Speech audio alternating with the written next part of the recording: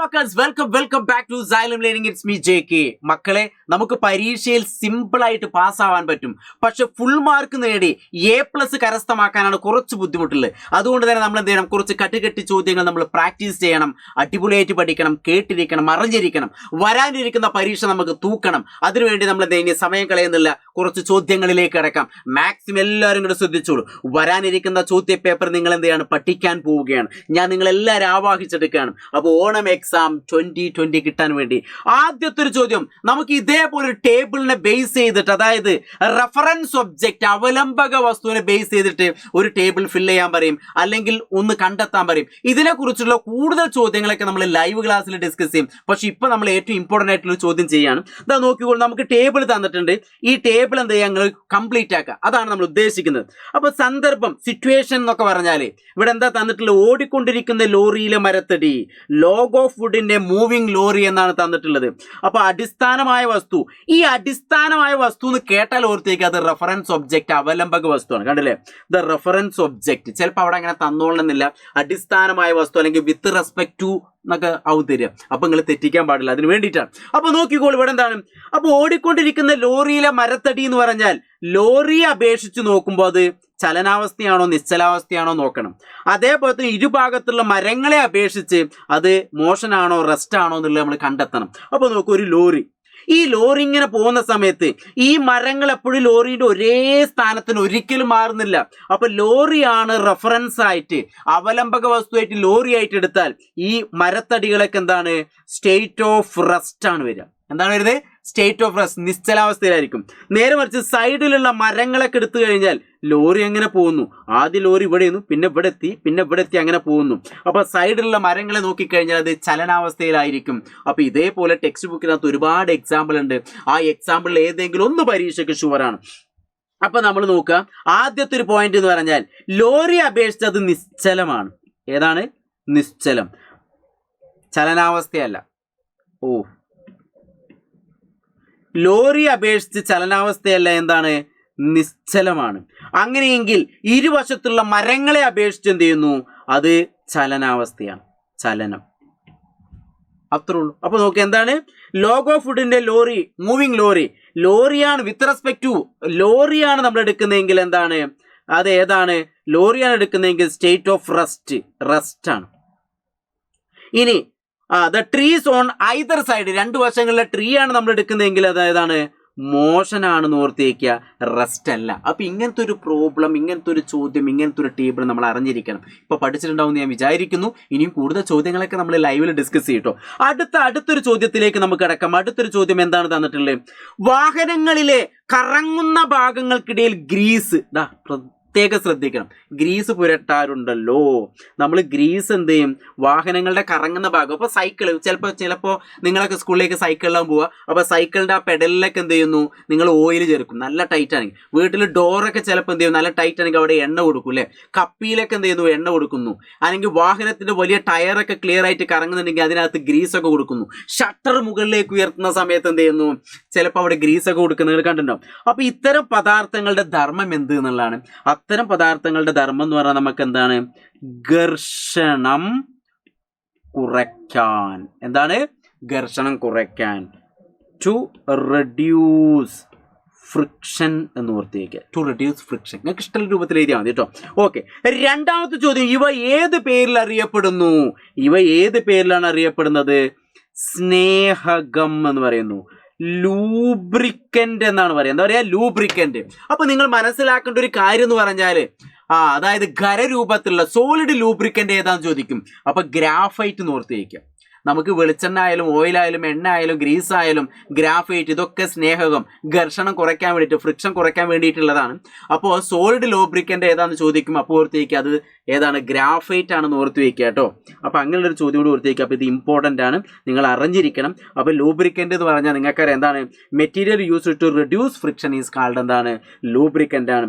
ഘർഷണം കുറയ്ക്കാൻ ഉപയോഗിക്കുന്ന വസ്തുക്കളെ നമ്മൾ എന്ത് പറയുക? പറയൂ, എന്താണ്? സ്നേഹകങ്ങൾ അല്ലേ? ഷട്ടറിന് ഗ്രീസിന് ഭയങ്കര സ്നേഹമാണ്. അപ്പം അങ്ങനെ കൂർത്തിരിക്കും. ഖരാവസ്ഥയുള്ള ഒരു സ്നേഹമാണ് ഗ്രാഫൈറ്റ്. മറ്റൊരു ഉദാഹരണം ഇത് ഇതിനല്ല കേട്ടോ, അതായത് സ്നേഹങ്ങൾക്ക് ഉദാഹരണമാണ് വെളിച്ചെണ്ണ, ഗ്രീസ് എന്നൊക്കെ വരുന്നത്. അപ്പോൾ graphite is A solid lubricant എന്നൊക്കെ ഓർത്ത് വയ്ക്കുക. ആ ഒരു ചോദ്യം നമ്മൾ അറിഞ്ഞിരിക്കണം. ഓക്കെ, അപ്പൊ അടുത്ത ചോദ്യം എന്ന് പറഞ്ഞാൽ നമുക്കൊരു പ്രോബ്ലം ആണ് വന്നിട്ടുള്ള. ഈ പ്രോബ്ലം നമുക്ക് അടിപൊളിയായിട്ട് കിഡിലോസ്കി ആയിട്ട് ചെയ്യണം. അപ്പൊ ആ ക്വസ്റ്റ്യൻ വായിച്ചു നോക്കി. എന്താണ്? ഒരു കാറ് 15 മീറ്റർ/സെക്കൻഡ് വേഗത്തിൽ, സമവേഗത്തിൽ പി എന്ന പോയിന്റിൽ നിന്ന് ക്യൂ എന്ന സ്ഥാനത്തേക്ക് സഞ്ചരിക്കുന്നു. ഇപ്പൊ ഇങ്ങനെ ഒരു പോയിന്റ് ഉണ്ട് വിചാരിക്കുക. ഇവിടെ പിയും ഇവിടെ ക്യൂവും. അതിന്റെ സ്പീഡ് എന്ന് പറഞ്ഞാൽ 15 മീറ്റർ/സെക്കൻഡ് ആണ്. ഇനി അതോടൊപ്പം ടൈം എന്ന് പറഞ്ഞാൽ നമുക്ക് എത്ര തന്നിട്ടുണ്ട്? 1 അവർ തന്നിട്ടുണ്ട്. അങ്ങനെയെങ്കിൽ സമവേഗം എന്നതുകൊണ്ട് അർത്ഥമാക്കുന്നത് എന്താണ്? What you mean by uniform speed? Uniform speed എന്ന് പറഞ്ഞാൽ equal distance in equal interval of time. തുല്യ സമയം കൊണ്ട് തുല്യ ദൂരം സഞ്ചരിക്കുക. അതിനെ നമ്മൾ എന്ത് പറയാ? സമവേഗം അല്ലെങ്കിൽ യൂണിഫോം സ്പീഡ് എന്നൊക്കെ പറയാ. അപ്പൊ അതങ്ങനെ ജസ്റ്റ് ഓർത്ത് വയ്ക്കുക. രണ്ടാമത്തെ നമുക്ക് എന്താ? പിയിൽ നിന്ന് ക്യൂയിലേക്കുള്ള ദൂരം കണ്ടെത്തുക. പിയിൽ നിന്ന് ക്യൂയിലേക്കുള്ള ദൂരം നമ്മൾ കണ്ടെത്തണം. അപ്പൊ നമുക്കൊരു പ്രോബ്ലം ചെയ്തു നോക്കാം. ഇതാണ് പി, ഇതാണ് ക്യൂ എന്ന് വിചാരിക്കാം. ഇവിടെയുള്ള സ്പീഡ് എന്ന് പറഞ്ഞാൽ 15 മീറ്റർ/സെക്കൻഡ് ആണ്. ടൈം എന്ന് പറഞ്ഞാൽ 1 hour ആണ് തന്നിട്ടില്ലേ. എടാ മക്കളെ, എടാ മോനെ, നിങ്ങൾ ശ്രദ്ധിക്കേണ്ട 1 hour ആണ്. അവിടെയാണ് നിങ്ങൾ തെറ്റിക്കുക. നമുക്ക് എപ്പോഴും എന്താണ്? മീറ്റർ/സെക്കൻഡ്. അപ്പോൾ 1 hour നമ്മൾ എന്ത് ചെയ്യണം? സെക്കൻഡിലേക്ക് കൺവേർട്ട് ചെയ്യാൻ 60 × 60. ഒരു മണിക്കൂർ എന്ന് പറഞ്ഞാൽ 60 മിനിറ്റ്, ഒരു മിനിറ്റ് എന്ന് പറഞ്ഞാൽ 60 സെക്കൻഡ്. അപ്പൊ 6 36, 2 0 ചേർക്കുക, 3600 സെക്കൻഡ് ആണ്. അങ്ങനെയെങ്കിൽ speed is equal to distance by time. ഇതാണ് നമ്മൾ ഇക്വേഷൻ. ഇവിടെ നമുക്ക് എന്താണ് കണ്ടെത്താൻ പറഞ്ഞത്? പിയിൽ നിന്ന് ക്യൂയിലേക്കുള്ള ദൂരം കണക്കാക്കുക. ഡിസ്റ്റൻസ് ആണ് കാണേണ്ടത്. ഏതാ കാണേണ്ടത്? ഡിസ്റ്റൻസ് കണ്ടുപിടിക്കണം. ഡിസ്റ്റൻസ് കണ്ടുപിടിക്കാൻ ടൈമിനെ ഇങ്ങോട്ട് ഗുണിച്ചാൽ പോരെ. അപ്പോൾ ഇവിടെ എന്താ സംഭവിക്കുക? ടൈം പറഞ്ഞാൽ ഹരിക്കണം എന്നുള്ള സമത്തിന്റെ അപ്പുറത്തേക്ക് പോകുമ്പോൾ ഗുണിക്കണം എന്നായിട്ട് മാറും. അപ്പൊ നമുക്ക് എങ്ങനെ എഴുതാം? Speed into time is equal to distance. അതായത് distance is equal to speed into time. Speed എന്ന് പറഞ്ഞാൽ 15 ഇൻറ്റു സമയം എന്ന് പറഞ്ഞാൽ 3600 സെക്കൻഡ്. ഇതൊന്ന് ഗുണിച്ചു നോക്കുക. 15നെ 36 കൊണ്ട് ഗുണിക്കുക, എന്നിട്ട് 2 0 ചേർക്കുക. അപ്പൊ നമുക്ക് കിട്ടുന്നത്, അയ്യോ വാങ്ങിയല്ലോ, അപ്പൊ നമുക്ക് കിട്ടുന്നത് എത്ര അറിയോ? 54ന്റെ കൂടെ എത്ര 0 വരും? 3 0 വരും. ഇത്രയും എന്താണ്? മീറ്റർ ആണ് കിട്ടിയത്. അപ്പൊ ഇവിടെ നിങ്ങൾ ശ്രദ്ധിക്കേണ്ട ഒരു കാര്യം, നിങ്ങൾക്ക് വേണമെങ്കിൽ ഇങ്ങനെ എഴുതാം. അല്ലെങ്കിൽ ഈ 3 0 എന്ന് പറഞ്ഞാൽ 1000 ആണ്. 1000 മീറ്റർ ആണ് 1 കിലോമീറ്റർ. അപ്പോ 54 നമുക്ക് കിലോമീറ്റർ എഴുതുമ്പോൾ 54 കിലോമീറ്റർ എന്ന് വേണമെങ്കിൽ എഴുതി വെക്കാം. അത് നിങ്ങളെ ഇഷ്ടമാണ് കേട്ടോ.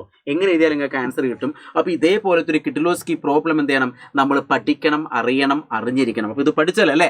സെറ്റല്ലേ മക്കളെ? കുഴപ്പമൊന്നുമില്ലല്ലോ, ബുദ്ധിമുട്ടില്ലല്ലോ, മനപ്രയാസമില്ലല്ലോ, സെറ്റല്ലേ? ഇനി എന്തെങ്കിലും ബുദ്ധിമുട്ടുണ്ടെങ്കിൽ നമ്മൾ ലൈവിൽ അത് സെറ്റാക്കി തരാം. അപ്പോൾ എല്ലാവരും എന്ത് ചെയ്യാം? ലൈവിൽ വരണം, നമുക്ക് പഠിക്കണം. ഇനി അടുത്തൊരു ചോദ്യം എന്ന് പറഞ്ഞാൽ, അടുത്തൊരു കിഡിലോസ്കി ചോദ്യം എന്ന് പറഞ്ഞാൽ എന്താണ്? ഘർഷണ ബലം നമുക്ക് ഗുണകരവും ദോഷകരവും ഉണ്ട് അല്ലെ? ബെനിഫിഷ്യലും ആണ്, അതേപോലെ തന്നെ എന്താണ്? നോൺ ബെനിഫിഷ്യലാണ്. പറയാൻ വാക്കുകളൊന്നും കിട്ടുന്നില്ല. Non beneficial. ഓക്കെ, അപ്പൊ അങ്ങനെ ഓർത്തിരിക്കുക. നിത്യജീവിതത്തിൽ ഘർഷണം ദോഷകരമായി ബാധിക്കാനുള്ള ഉദാഹരണം എഴുതുക. ഇപ്പൊ ഞാൻ ഈ പേന പിടിക്കുന്നു, അത് ഘർഷണം, ഫ്രിക്ഷൻ കൊണ്ടുള്ള ഉപയോഗമാണ്. എനിക്ക് നടക്കാൻ പറ്റുന്നു, അത് ഫ്രിക്ഷൻ കൊണ്ടുള്ള ഉപകാരമാണ്. പക്ഷെ നടക്കുമ്പോൾ എന്റെ ചെരുപ്പ് തേയുന്നു, അത് ഏതാണ്? അത് നോൺ ബെനിഫിഷ്യൽ. പേനെ കൊണ്ട് കുറെ പ്രാവശ്യം ചെയ്തപ്പോൾ അത് തേഞ്ഞു പോകുന്നു, അതെന്താണ്? അത് നോൺ ബെനിഫിഷ്യൽ. അപ്പൊ അങ്ങനെ കുറെ എക്സാമ്പിൾ അറിഞ്ഞിരിക്കണം. അതേപോലെ ഘർഷണം ലഘൂകരിക്കാനുള്ള മാർഗങ്ങൾ എന്തൊക്കെയാണ്? നമുക്കറിയാം എന്തൊക്കെയാണ് മാർഗങ്ങൾ, അതൊക്കെ ഞാൻ പറഞ്ഞുതരാം. അപ്പോൾ ഘർഷണത്തിന്റെ ദോഷങ്ങൾ കുറേ ഞാൻ കൊടുത്തിട്ടുണ്ട്. നിങ്ങൾക്ക് ഏറ്റവും ഇഷ്ടപ്പെട്ട ഒരു 3 പോയിന്റേയും പഠിച്ചു വെക്കാം അല്ലേ? സമ്പർക്കത്തിലുള്ള പ്രതലങ്ങൾക്ക് തേയ്മാനം സംഭവിക്കുന്നു, യന്ത്രഭാഗങ്ങൾ ഈസിയായി ചലനത്തെ തടസ്സപ്പെടുത്തുന്നു, അനാവശ്യമായ ചൂട് ഉൽപ്പാദിപ്പിക്കുന്നു, ഊർജ്ജനഷ്ടം ഉണ്ടാകുന്നു. ഇങ്ങനെയൊക്കെ ഓർത്തേക്കുക. എന്താണ്? Surface is a contact wear out അല്ലേ? വിയർ ഔട്ട് ആണ് തേഞ്ഞു പോവുക. അതേപോലെ തന്നെ നിങ്ങൾക്ക് ഏറ്റവും റെഡ്യൂസ് എഫിഷ്യൻസി, അല്ലെങ്കിൽ ലോസ് ഓഫ് എനർജി, അല്ലെങ്കിൽ എന്താണ്? ഹീറ്റ് പ്രൊഡ്യൂസ് ചെയ്യും. നിങ്ങളതായിട്ടുള്ള രീതിയിൽ എഴുതിയാൽ മതി. ഞാനിത് കുറിച്ച് അടിപൊളിയായിട്ട് ഇങ്ങനെ കൊടുത്തു എന്നുള്ളൂ. ഇനി അതേപോലെ തന്നെ നമുക്ക് വേണ്ട അടുത്തൊരു ഭാഗം എന്ന് പറഞ്ഞാൽ method adopt to reduce friction കുറയ്ക്കാനുള്ള മെത്തേഡ് കൂടി നമുക്ക് പഠിച്ചു വെക്കണം. ഏതാണ്? സ്നേഹകങ്ങൾ ഉപയോഗിക്കുക. നമ്മൾ നേരത്തെ പറഞ്ഞു ലൂബ്രിക്കന്റ് യൂസ് ചെയ്യുക. ഓയിൽ അല്ലെങ്കിൽ ഗ്രീസ്, വെളിച്ചെണ്ണ, ഇങ്ങനത്തെ കാര്യങ്ങളൊക്കെ ഉപയോഗിക്കാം. പിന്നെ ബോൾ ബെയറിംഗ് അല്ലെങ്കിൽ ബെയറിങ്ങുകൾ ഉപയോഗിക്കാം. Needle bearing, ball bearing. സൈക്കിളൊക്കെ ചവിട്ടുമ്പോൾ ആ പെഡലിൻ്റെ ഉള്ളിൽ ചെറിയ ബോൾസുകൾ ഉണ്ടാവും. അപ്പോൾ സ്മൂത്ത് ആയിട്ട് നമുക്ക് എന്ത് ചെയ്യാൻ പറ്റും? ചവിട്ടാൻ പറ്റും. അപ്പോൾ അങ്ങനെയൊക്കെ ഓർത്തിരിക്കുക. ബെയറിങ്ങുകൾ യൂസ് ചെയ്യുന്നു. സ്ട്രീം ലൈനിങ്, ഷേപ്പ്, ആകൃതിയിൽ മാറ്റം വരുത്തുക. ഇപ്പം കപ്പലൊക്കെ ആണെങ്കിൽ അല്ലെങ്കിൽ ഫിഷൊക്കെ ആണെങ്കിൽ അതിൻ്റെ ഫ്രണ്ട് ഭാഗം ഇങ്ങനെ വരാൻ കാരണം എന്താണ്? നാച്ചുറൽ ആയിട്ട് തന്നെ. വിമാനത്തിൻ്റെ ഫ്രണ്ട് ഭാഗമൊക്കെ ഇങ്ങനെ വരാനുള്ള കാരണം എന്താണ്? സ്പീഡ് ബോട്ടിനൊക്കെ ഇങ്ങനെ കൂർത്തിരിക്കാൻ കാരണം എന്താണ്? ഷേപ്പ്. അതിനെ നമ്മൾ സ്ട്രീം ലൈനിങ് എന്ന് പറയാം. പിന്നെ പോളിഷിങ്, മിനുസപ്പെടുത്തുക. നല്ല മിനുസാണെങ്കിൽ സ്മൂത്ത് ആയിട്ട് അല്ലേ? വഴിക്കൊക്കെ പോകില്ല. അപ്പോൾ എന്ത് ഓർത്ത് വയ്ക്കുക? നല്ല മിനുസാണെങ്കിൽ അവിടെ എന്ത് സംഭവിക്കുന്നു? ഫ്രിക്ഷൻ കുറയ്ക്കാൻ പറ്റുന്നു. ഓർത്തിരിക്കുക. അപ്പോൾ ഇതേപോലെയുള്ള കട്ടുകെട്ട് ചോദ്യങ്ങൾ നമ്മൾ അറിഞ്ഞിരിക്കണം. ഇനി ഇതിനകത്ത് ഒരുപാട് ചോദ്യങ്ങൾ ഇനിയും വരുന്നുണ്ട്. അതൊക്കെ നമ്മൾ ലൈവിൽ ഡിസ്കസ് ചെയ്യും. അപ്പോൾ ഇത് കണ്ടു കഴിഞ്ഞാൽ ഉടൻ തന്നെ നിങ്ങളെ ഫ്രണ്ട്സിലേക്ക് ഷെയർ ചെയ്യുക. അവരോടൊക്കെ ലൈവ് ക്ലാസ്സിൽ അറ്റൻഡ് ചെയ്യാൻ പറയാം. നമുക്ക് വരാനിരിക്കുന്ന ഫിസിക്സ് എക്സാമിൽ നമുക്ക് 20 മാർക്ക് നേടും. ഞാൻ ഇതൊക്കെ പറയുന്നെങ്കിൽ നമുക്ക് എന്ത് ചെയ്യണം, പരീക്ഷയ്ക്ക് നമുക്ക് 3 പരീക്ഷ ഒരുമിച്ച് നടക്കുമ്പോൾ, ഫിസിക്സ്, കെമിസ്ട്രി, ബയോളജി ഒരുമിച്ച് നടക്കുമ്പോൾ പല കുട്ടികൾക്ക് ബുദ്ധിമുട്ട് തോന്നിയേക്കാം. അതുകൊണ്ടാണ് ഇത്തരത്തിലുള്ള കോണ്ടന്റ് വീഡിയോകളും ഷോർട്ട് വീഡിയോകളും അതേപോലത്തെ ലൈവ് ക്ലാസ്സുകളും നിങ്ങൾ നിർബന്ധമായിട്ട് കാണണം. ഒരു കുറച്ച് ദിവസങ്ങൾ റിസ്ക് എടുത്താൽ വരാനിരിക്കുന്ന പരീക്ഷ ഞങ്ങൾക്ക് അടിപൊളിയാക്കാം. അപ്പോൾ എല്ലാവരും ലൈവിൽ വരിക, നമുക്ക് അവിടെ വെച്ച് കാണാം, അടിപൊളിയാക്കാം. ഫിസിക്സ് എക്സാം നമ്മൾ തൂക്കും. ഓക്കെ, റെഡി അല്ലടാ? ഓക്കെ.